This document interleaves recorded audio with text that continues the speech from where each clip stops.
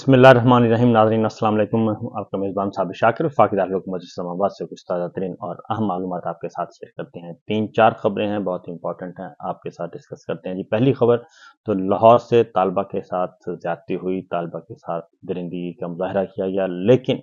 बजाय इसके कि मुजरिमों को पकड़ा जाता और इसकी साफ शफाफ तहकीकात की जाती, और पूरा पंजाब इस वक्त सरापा एहतजाज है और उसके एहतजाज करने वालों पर भी जुल्म सितम किया गया। 30 तलबा तालिबात जख्मी होकर अस्पताल पहुंच गई, फिर उनके वालिदैन को प्रेशराइज किया गया। इसके बजाय कि कुछ किया जाता, और खुद स्पीकर पंजाब असम्बली ने एडमिट किया कि यह सब कुछ हो रहा है, और इस बात का उन्होंने कहा कि मेरे पास भी वाइस चांसलर आई थी लाहौर कॉलेज यूनिवर्सिटी की, और उन्होंने मुझे भी ये बात कही थी कि जनाब ये खवातीन को, बच्चियों को ये मामला है, दरपेश है, ये खतरात हैं, बराए मेहरबानी और इस पे काम किया जाए। तो उन्होंने कहा कि मैंने हुकूमत के इल्म में ये बात लाई थी, यानी कि मरीम सरकार के, और अब सूरत हाल ये है कि एक तरफ एहतजाज हो रहा है, लेकिन उल्टा जी एक इंक्वायरी कमेटी बना दी गई है और FIA को जिम्मेदारी सौंप दी गई है कि जनाब साइबर क्राइम के तहत कार्रवाई की जाए, जिन्होंने इस मामले को उछाला और इस मामले की तरफ तवज्जो दिलाई और इस एहतजाज को रिपोर्ट किया। तो आप इससे अंदाज़ा कर लें कि जो टीवी चैनल्स हैं और जो मेन टीवी चैनल्स हैं, वो पहले दिन से ही इस खबर को रिपोर्ट ही नहीं कर रहे थे। शायद उनको पहले से इल्म था कि जनाब इस पे कार्रवाई भी हो सकती है। तो बहरहाल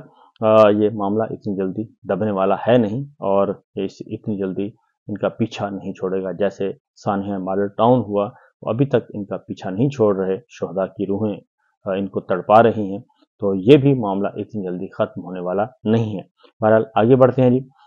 जो दीगर खबरें हैं, सूरत हाल ये है कि एक तरफ जो है वो किया जा रहा है, तैयारियां की जा रही हैं जी। आईनी तरामीम पे इत्तेफाक हो गया और आईनी तरामीम मंजूर करवाने की बातें की जा रही हैं, शंघाई ताउन चल रही है, कॉन्फ्रेंस चल रही है, सब कुछ हो रहा है। लेकिन सूरत हाल क्या है इस वक्त? सूरत हाल इस वक्त यह है जी कि हर कोई सेनेटर, हर MNA अपने आप को फील कर रहा है खतरे में, और वो उनको ब्लैकमेल किया जा रहा है, धमकाया जा रहा है, वोट खरीदे जा रहे हैं, ओपन ऑफर्स की जा रही हैं, सरेआम खुलेआम, किसी को 20 करोड़, किसी को 50 करोड़, किसी को 100 करोड़, 80 करोड़, और अरकान पार्लिमान जो हैं वो कुरान पाक पर हलफ दे रहे हैं कि उनसे राब्ते किए जा रहे हैं और उनको ये ऑफर्स की जा रही हैं कि जनाब आएँ और आगे पैसे वसूल करें। और कुछ के बारे में तो ये ख्याल है कि कुछ ने अपना सौदा कर भी लिया है। लेकिन जो बाज़मीर लोग हैं, जो समझते हैं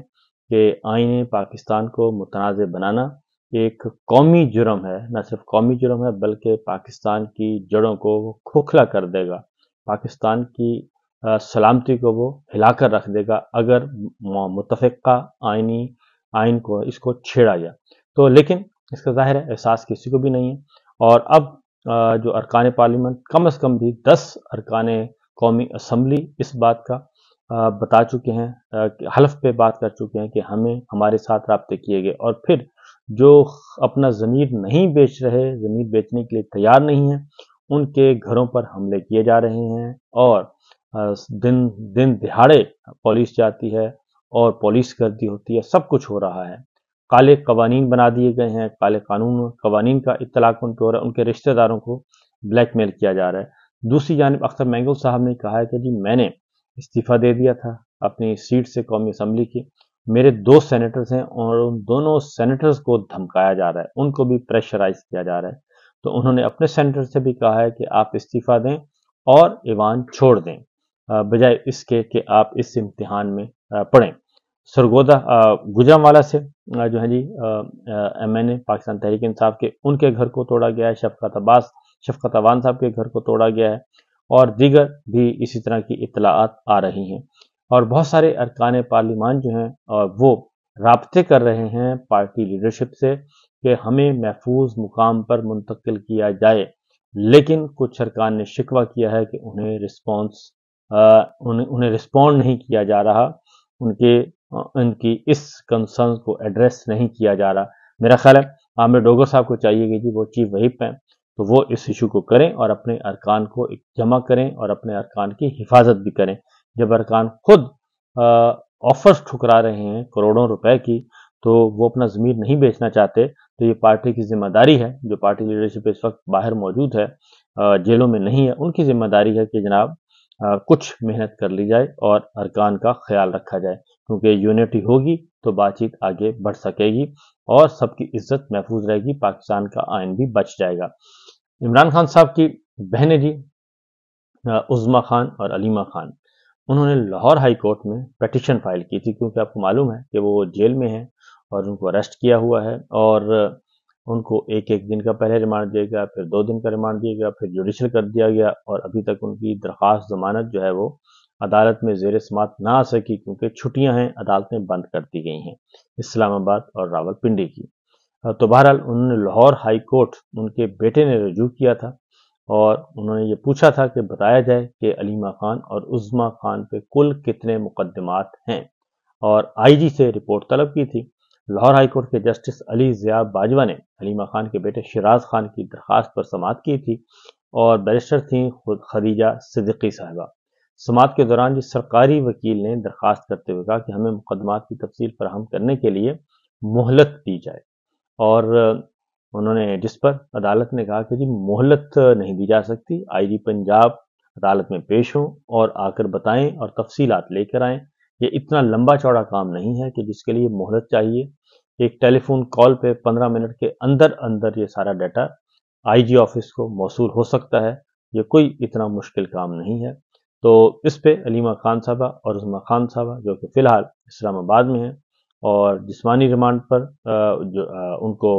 جوڈیشل کر دیا گیا ہے، جہلم کی جیل میں ان کو رکھا ہوا ہے، تو انہوں نے کہا کہ جی ان کو نشانہ بھی بنایا جا رہا ہے، ان کو گرفتار بھی کیا جا رہا ہے، تو لہٰذا استدعا یہی ہے کہ فی الفور اس کی تفصیلات کی جائیں۔ تو اس پہ جو ہے لاہور ہائی کورٹ نے پھر آئی جی کو کل 2 بجے کا صبح ہیئرنگ ہوئی، پھر 2 بجے کا وقت دیا گیا، اور 2 بجے رپورٹ آ گئی جی۔ جب جسٹس صاحب نے ڈنڈا دیا تو ڈنڈے کی زبان یہ سمجھتے ہیں، تو علیمہ خان پر پنجاب کی حدود میں 10 جبکہ عظمیٰ خان پر 5 مقدمات درج ہیں۔ اس سے آپ اندازہ کر سکتے ہیں کہ کیا صورتحال چل رہی ہے۔ عظمیٰ خان پہ 5 اور علیمہ خان پہ 10 مقدمات پنجاب میں ہیں،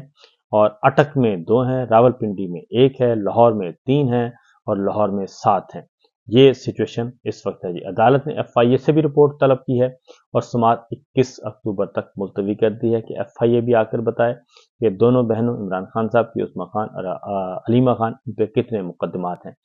اور یہ تو ہے صورتحال چل رہی ہے جناب۔ دوسری جانب جی یہ صرف انہی کے ساتھ نہیں ہو رہا، بلکہ انتظار حسین پنچوتا جو ہیں وہ مسنگ پرسن میں شامل ہیں، اور ان کے خلاف مؤثر طور پر آواز اٹھانی چاہیے، کیونکہ وہ آپ کو معلوم ہے کہ ایک واحد ذریعہ تھے۔ عمران خان صاحب جو بھی اندر گفتگو کرتے تھے وہی گفتگو وہ باہر آ کر بتاتے تھے، اور وہ سارے کا سارے چیزوں کو دیکھ رہے تھے، لیکن بدقسمتی سے جی ان کا معاملہ جو ہے ان کو اغوا کر لیا گیا ہے، اور ابھی تک ان کا وفاقی دارالحکومت سے ان کو اغوا کیا ان کا بھی نہیں پتہ۔ اسی طریقے سے دیگر بہت سارے لوگ جو ہیں ان کے ساتھ بھی یہ ظلم ہو رہا ہے، جیلوں میں تو موجود ہی ہیں۔ مسرت جمشید چیمہ اور ان کی فیملی بھی انہی خاندانوں میں شامل ہے، تو یہ جو ابھی دوبارہ مسرت جمشید چیمہ کا دوبارہ گرفتار کر لیا گیا ہے، اور چیمہ خاندان پہ پہلے 28 مقدمات تھے، اور اب مزید ان پہ جی مقدمات کا اندراج ہو گیا ہے، اور اب یہ سلسلہ آگے سے آگے بڑھتا جا رہا ہے، اور مقدمات ہو رہے ہیں، اور 40 سے زیادہ مقدمات جو ہو رہے ہیں، اور مسرت جمشید چیمہ اور جمشید چیمہ صاحب کے بچوں نے بھی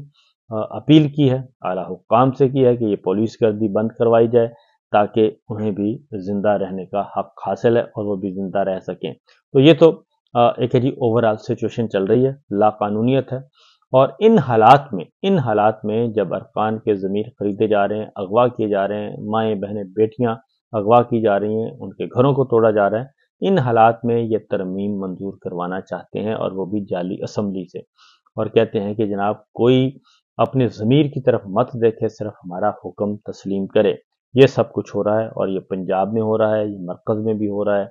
اور سر عام ہو رہا ہے۔ بہرحال دیکھتے ہیں کہ کوئی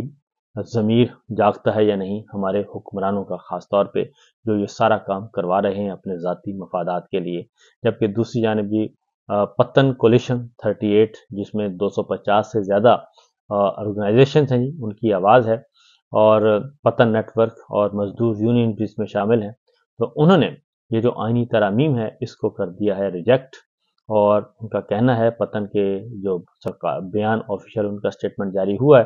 اس میں انہوں نے کہا جی آئین میں درج بنیادی حقوق کا تحفظ اور فروغ کے لیے یہ ادارہ قائم کیا گیا اور ہم اس پہ سول سوسائٹی کی طرف سے انہوں نے کہا کہ جی بہت زیادہ ہمیں کنسرنز ہیں، ہیومن رائٹس آرگنائزیشنز آئینی ترامیم کو رد کر چکی ہیں، اور عدلیہ بھی آزاد ہونی چاہیے، میڈیا بھی آزاد ہونا چاہیے، اور شہریوں کو بھی آزادیاں ملنی چاہیے، جبکہ انہوں نے کہا کہ جی آئینی ترامیم کے نتیجے میں بہت ساری شہری اور سول اور جو آزادیاں ہیں، بنیادی انسانی حقوق ہیں، وہ ختم ہو کر رہ جائیں گے، لہذا وفاقی حکومت کے پاس آئین میں ترمیم کرنے کے لیے عوام کی نظروں میں بھی کوئی اعتبار نہیں ہے، کیونکہ اسے فارم 47 کے ذریعے انتخابات کی انجینئرنگ کر کے، یعنی کہ انجینئرڈ الیکشن کے ذریعے جمہوری جو مینڈیٹ ہے اس پہ ڈاکہ ڈالا گیا تھا، اور اس کے نتیجے میں یہ سارا جعلی نظام قائم ہوا ہے۔ اس لیے پٹن نے کہا ہے کہ جناب یہ جو کچھ کیا جا رہا ہے یہ بالکل غلط ہے۔ پہلے انہوں نے مطالبہ کیا ہے کہ یہ پہلے سپریم کورٹ کا جو 22 جولائی 2024 کا فیصلہ ہے اس پہ عمل درآمد کیا جائے، پاکستان تحریک انصاف کو سیاسی جماعت تسلیم کیا جائے، مخصوص نشستیں ان کی حوالے کی جائیں، اور پھر سینٹ کا الیکشن نہیں ہوا خیبر پختونخوا میں، پارلیمان بھی ادھورا ہے، مخصوص نشستیں بھی باہر ہیں ابھی تک جو پی ٹی آئی کی ہیں، سپریم کورٹ کے فیصلے پر عمل درآمد نہیں ہوا، بہت کچھ نہیں ہوا، اور اس دوران اگر یہ ترامیم منظور کروانے کی کوشش کی جائے گی تو ان کی کوئی حیثیت نہیں ہوگی، اور سول سوسائٹی اور پتن کی طرف سے یہ کہا گیا ہے کہ پارلیمنٹ کی آئینی نمائندگی کے اصولوں کو پورا کیے بغیر آئین میں تبدیلی کے لیے کوئی سمجھوتا جمہوری ساکھ اور خاص طور پہ چھوٹے صوبوں کے عوام کے اعتماد کو مزید مجروح کر دے گا، اور ہم تمام اسٹیک ہولڈر سے اپیل کرتے ہیں کہ وہ نامکمل اور داغدار پارلیمنٹ کی طرف سے آئین میں ترمیم کی کسی بھی کوشش کی مخالفت کریں۔ یہ بات ہے جو کہ عمران خان کہتے ہیں کہ جناب یہ ہونا چاہیے کہ ہم تو اس جعلی پارلیمان کو مانتے ہی نہیں، تو اس جعلی پارلیمان کے ساتھ ہم کیوں بیٹھیں اور کیوں ہم اپنا حصہ ڈالیں۔ اس لیے یہ پٹن جو کہ آرگنائزیشن ہے، سول سوسائٹی کی نمائندہ تنظیم ہے، وہ بھی یہی کہہ رہے ہیں کہ جناب تمام سٹیک ہولڈر سے اپیل کرتے ہیں کہ نامکمل اور داغدار پارلیمنٹ کی طرف سے آئین میں ترمیم کی کسی بھی کوشش کی وہ مخالفت کریں گے، اور ہم حکمراں اتحاد کی جانب سے پارلیمنٹ میں حزب اختلاف کی جماعتوں کے ارکان کی وفاداریاں رشوت ہراساں کرنے اور غیر قانونی حراستوں اور اغوا کے ذریعے زبردستی تبدیل کرنے کی جاری کوششوں کی بھی شدید مذمت کرتے ہیں۔ تو یہ ہے صورتحال جناب، دنیا جاگ رہی ہے، لیکن پاکستان تحریک انصاف کی قیادت ہے وہ مؤثر انداز میں اپنا نقطہ نظر بیان نہیں کر رہی۔ اجازت دیجیے، اللہ حافظ۔